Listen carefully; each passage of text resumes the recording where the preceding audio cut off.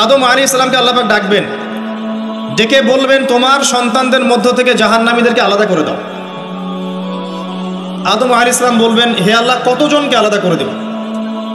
আল্লাহ রাব্বুল আলামিন বলবেন, প্রতি 1000-999 জনকে জাহান্নামের জন্য আলাদা করে দাও। বলেন ইন্না লিল্লাহি ওয়া ইন্না ইলাইহি রাজিউন। প্রতি 1000-999 জনকে জাহান্নামের জন্য আলাদা করে দাও। আপনি গাণিতিকভাবে এটাকে ব্যাখ্যা করতে যায়েন না, এখানে বোঝানো হচ্ছে মেজরিটি, অর্থাৎ বেশিরভাগ মানুষ জাহান্নামে যাচ্ছে, কোনো সন্দেহ নাই। হ্যাঁ, এটা ঠিক, জাহান্নামে যাওয়ার পরে কবিরা গুনাহগার যে ব্যক্তিরা আছে তাদের জন্য নবী সাল্লাল্লাহু আলাইহি ওয়াসাল্লাম সুপারিশ করবেন, এবং যার অন্তরে সরিষা দানা পরিমাণ ঈমান ছিল, মন থেকে লা ইলাহা ইল্লাল্লাহ সাক্ষ্য দিয়েছে, একদিন না একদিন সে জান্নাতে যাবে ইনশাআল্লাহ। কিন্তু আমরা কি চাইবো জাহান্নামের শাস্তি ভোগ করে জান্নাতে যেতে? জাহান্নাম কি, এটা একটা হাদিস দিয়ে বোঝাচ্ছি। আল্লাহ রাব্বুল আলামিন এই পৃথিবীর সবচেয়ে সুখী মানুষটাকে, এই পৃথিবীতে যার কোনো দুঃখ কষ্ট কিচ্ছু ছিল না, এই মানুষটাকে ডেকে নিয়ে আসবেন। ডেকে নিয়ে এসে জাহান্নামে ঢুকাবেন এক মুহূর্ত সময়ের জন্য, ধরেন 1 সেকেন্ড বা 1 ন্যানো সেকেন্ড, এরপরে বের করে নিয়ে আসবেন। নিয়ে এসে বলবেন, পৃথিবীতে কি সুখে ছিলে? সেই ব্যক্তি বলবে, সুখ কি জিনিস হে আল্লাহ আমি জানি না। আমি কি বুঝাতে পারছি ভাই? সুখ কি জিনিস আমি জানি না। আর আল্লাহ রাব্বুল আলামিন এই পৃথিবীর সবচাইতে কষ্টে থাকা মানুষটাকে ডেকে নিয়ে আসবেন, এনে জান্নাতে ঢুকাবেন, ঢুকে 1 মুহূর্ত সময় রাখবেন, বের করে নিয়ে আসবেন। বলবেন, পৃথিবীতে কষ্টে ছিলে? সেই বান্দা বলবে, কষ্ট কি জিনিস আল্লাহ আমি জানি না। এটাই সেই আয়াতের ব্যাখ্যা বলা যায়। আল্লাহ পাক বলেছেন, কুল্লু নাফসিন যায়িকাতুল মাউত, প্রত্যেকটা নফস বা আত্মা মৃত্যুর স্বাদ গ্রহণ করবে। ওয়া ইন্নামা তুওয়াফাউনা উজুরাকুম ইয়াওমাল কিয়ামাহ, কিয়ামতের মাঠে তোমাদের পূর্ণ প্রতিদান দেয়া হবে। ওই দিন ফামান যুহজিহা আনিন নার ওয়া উদখিলাল জান্নাহ ফাকাদ ফাজ, সেদিন যাকে আল্লাহ পাক জাহান্নাম থেকে বাঁচাবেন, জান্নাতে প্রবেশ করাবেন, একমাত্র সে ব্যক্তি সফল, আর কেউ সফল না। এই আয়াতটা হচ্ছে দ্য ডেফিনেশন অফ সাকসেস, যার পিছনে আমরা ছুটছি। আমরা সাফল্যের পিছনে ছুটি না। সফল হতে হবে, নিজের পায়ে দাঁড়াতে হবে, টাকা পয়সা করতে হবে, বাড়ি গাড়ি করতে হবে, ব্যাংক ব্যালেন্স করতে হবে, জমি জমা করতে হবে, একটা সুন্দরী গার্লফ্রেন্ড চাই, একটা স্ত্রী চাই, তাই না?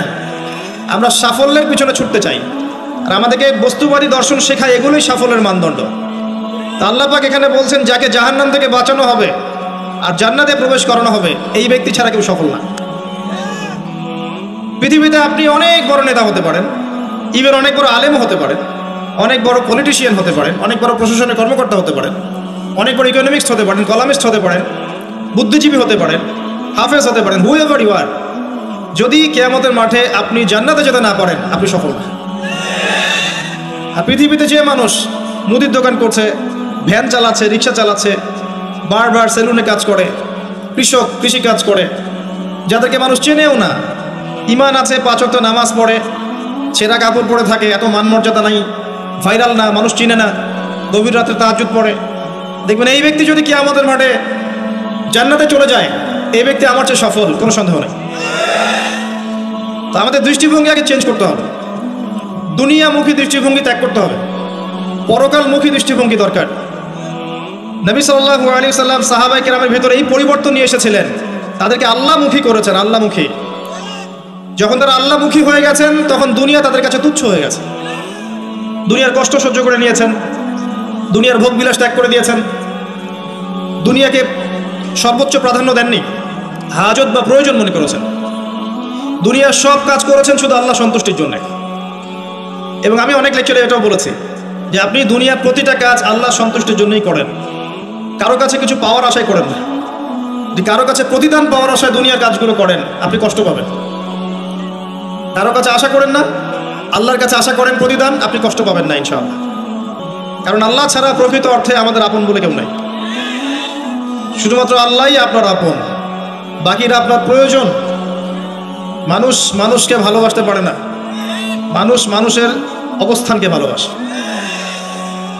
এটা আপনারা হারে হারে ফিল করবেন যত দিন যাবে দেখবেন এটা আখিরুজ জামান, শেষ জামানা চলছে। এখন ফিতনাগুলো এমনভাবে পড়তে থাকবে যেন একটা মালা ছিঁড়ে দিলে পুঁথিগুলো যেমন টপ টপ করে পড়ে যায়, এইভাবে ফিতনাগুলো আসতে থাকবে। ওই হাদিসের দিকে আসেন। নবী সাল্লাল্লাহু আলাইহি ওয়াসাল্লাম বলছেন আদম আলাইহিস সালামকে ডেকে আনা হবে, বলা হবে তোমার সন্তানদের মধ্য থেকে জাহান্নামীদেরকে আলাদা করে দাও। আল্লাহ পাক বলবেন প্রতি 1999 জনকে আলাদা করে দাও, একজন জান্নাতে যাচ্ছে প্রতি 1000-এ। কিন্তু listen to me very carefully, কিন্তু আল্লাহ পাক সূরা নিসা একটা কথা বলেছেন, ইন্নাল্লাহা লা ইয়াগফিরু আন ইউশরাকা বিহি ওয়া ইয়াগফিরু মা দুনা যালিকা লিমান ইয়াশা। আল্লাহ রাব্বুল আলামিন তার সাথে শিরকের গুনাহ ছাড়া অন্য যে কোনো গুনাহ যাকে ইচ্ছা মাফ করতে পারেন।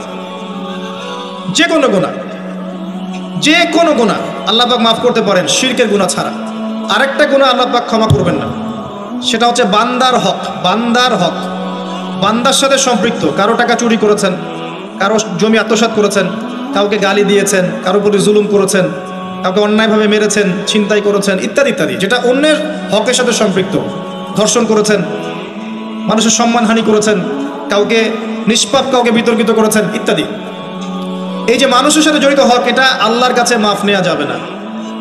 কাবা ঘরের গেলাফ ধরে কানলেও কোনো লাভ নাই। ওই বান্দার কাছে গিয়ে ক্ষমা নিতে হবে, ভাই আমি আপনাকে গালি দিয়েছি, মাফ করে দেন। ভাই আমি তোমার টাকা চুরি করেছিলাম, এই নাও ফেরত নাও। বোন তোমার সম্পত্তি আমি দেই নাই, নিয়ে নাও। প্রতিবেশী তোমার জমি আমি নিয়েছি, নিয়ে নাও। এটা দুনিয়াতে করতে হবে। অন্যথায় পরকালে দেখবেন যে মানুষের সাথে জড়িত হকের জন্য মানুষটা দাঁড়িয়ে আছে। একজন ব্যক্তি উঠেছে, নামাজ রোজা হজ যাকাত সব নেকি নিয়ে উঠেছে। ওঠার পরে দেখছে সামনে অনেক মানুষ দাঁড়িয়ে আছে। কি জন্য দাঁড়িয়ে আছে? কারো টাকা নিয়ে শোধ করে নাই, কাউকে গালি দিয়েছে, কারো প্রতি জুলুম করেছে, কারো প্রতি অন্যায় করেছে, এরা দাঁড়িয়ে আছে, হক চাচ্ছে। তখন কিভাবে শোধ করবে? আল্লাহ পাক বলবেন তোমার নেকি ওদেরকে দিয়ে দাও। তখন শেয়ার রেটের মাধ্যমে নেকি চলে যাবে। কথা বুঝতে পারছেন? তখন আরো অত্যাধুনিক প্রযুক্তি থাকবে, নেকি কনভার্ট। আর নেকি দিতে দিতে যদি নেকি শেষ হয়ে যায়, তখন ওই ব্যক্তিদের গুনাহ তার আমল নামায় চলে আসবে। তারপর ওই ব্যক্তিরা জান্নাতে যাবে, এই ব্যক্তি জাহান্নামে যাবে। অতএব দুনিয়াতে মানুষের সাথে জড়িত কোনো হক রাখেন না। আল্লাহ পাক বলছেন শিরকের গুনাহ ছাড়া আল্লাহ যে কোনো গুনাহ মাফ করতে পারেন। আর এই যে কুফরি এবং মানুষের সাথে জড়িত হক, আল্লাহ মাফ করবেন না। এখন আল্লাহ যদি শিরকের গুনাহ ছাড়া সব গুনাহ মাফ করতে পারেন, আর আল্লাহ পাক তো ওয়াদা করেছেন নবী সাল্লাল্লাহু আলাইহি ওয়াসাল্লামকে মেরাজের রাতে, যে তোমার উম্মতের যে কোনো ব্যক্তি যদি শিরক না করে আমার সামনে হাজির হয়, আমি তাকে মাফ করব। একটা হাদিসে কুদসির মধ্যে এটাও আছে, হে আদম সন্তান, তুমি যদি আসমান এবং জমির সমপরিমাণ গুনাহ নিয়ে আমার সামনে দাঁড়াও, কিন্তু আমার সাথে কাউকে শরীক করনি, তাহলে আমি আল্লাহ তোমার সামনে আসমান জমিন সমান ক্ষমা নিয়ে দাঁড়াবো। আবার নবী সাল্লাল্লাহু আলাইহি ওয়াসাল্লাম সুপারিশ করবেন যার অন্তরে এক জাররা পরিমাণ ঈমান থাকবে, তারা জান্নাতে যাবে। তাহলে কি কারণে 1999 জন মানুষ জাহান্নামে যাবে? উত্তরটা দেন দেখি। তাদের আমল নামায় কিসের পথ থাকতে পারে? কিসের? এটা বোঝার জন্য কি পিএইচডি করার দরকার আছে?